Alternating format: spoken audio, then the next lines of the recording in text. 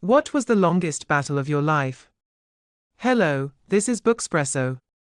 I will brew a strong cup of a book for you. After the story of the book ends, I will ask you the same question again. Please be sure to share your story in the comments. We begin with Ernest Hemingway's The Old Man and the Sea. The old man, Santiago, is an old, poor fisherman living in a fishing village in Havana, Cuba. His face is covered in deep wrinkles, and his hands bear deep scars from fishing lines, yet his eyes still hold a powerful vitality, blue like the sea. Santiago had a boy named Manolin. Manolin used to go on the old man's boat with him, learning to fish and massaging his shoulders on difficult days, becoming a companion. But for 84 days, the old man had not caught a single fish.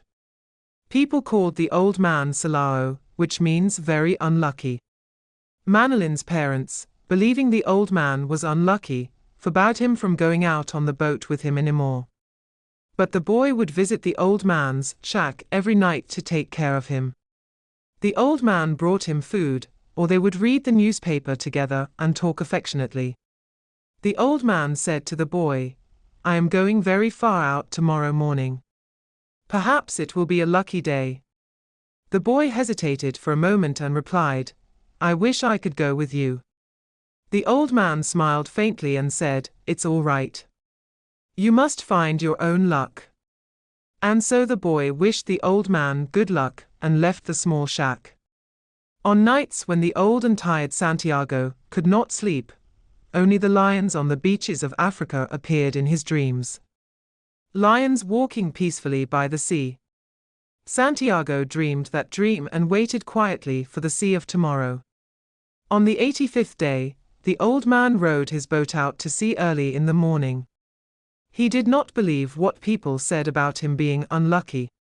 He simply went deeper into the sea without doubting his own skill. The sun rose and set, 2 days passed like that.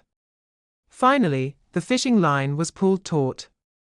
The old man knew instinctively. At last, it has come. What was on his fishing line was not a simple fish. It was definitely a marlin.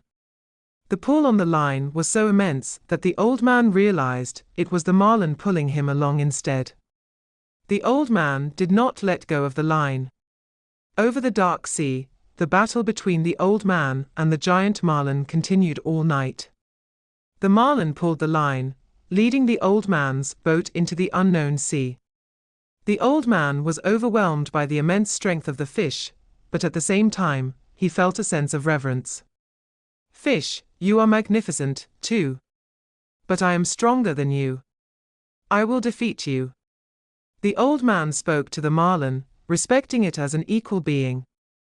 That giant creature was not merely prey to him, but a comrade born of the same fate as himself.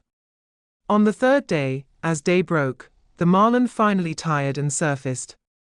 Its enormous body was much larger than the old man's boat. Its silver scales shone in the sunlight, and its long, sharp, spear-like jaw showed its dignity. The old man drove the harpoon down with all his might. "I will surely catch you. I will prove that I am alive." The harpoon pierced the marlin's heart. The fish leaped out of the water in a final act of resistance and then fell back. The old man tied the marlin to the side of his boat with a rope. The huge fish stretched out longer than the boat. The old man was thrilled to have caught the marlin, but at the same time, he began to worry about how he would drag it back to the village. But he soon stopped thinking and muttered to the marlin, "I loved you. And I had to kill you. Now my strength and your strength are one." The old man felt a sense of oneness with the marlin. But the joy was short-lived as a pack of sharks, smelling blood in the water, began to attack. The old man did not hesitate. He fought with his harpoon and his knife. He fought off one shark, then two, but there was no end to it.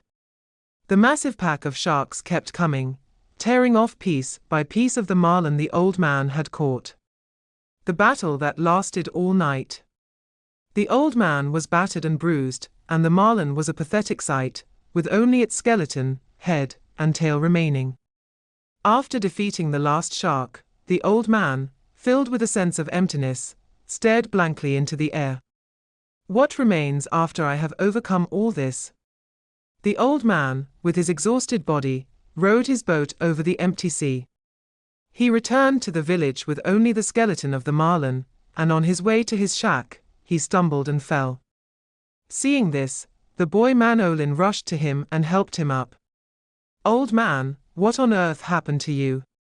The boy could not hide his surprise at the sight of the giant marlin's gaunt skeleton that the old man had caught. He then helped the groaning old man to his bed in the shack. "Old man, it's okay now. I'll go back to sea with you again. I will take good care of you." The old man saw the boy's tears and nodded with a faint smile. He fell asleep. And in his dream, he saw the lions on the African beaches again. The lions walking peacefully by the sea. The old man fell asleep quietly with the lions. The Old Man and the Sea is not simply a story of an old man trying to catch a giant fish.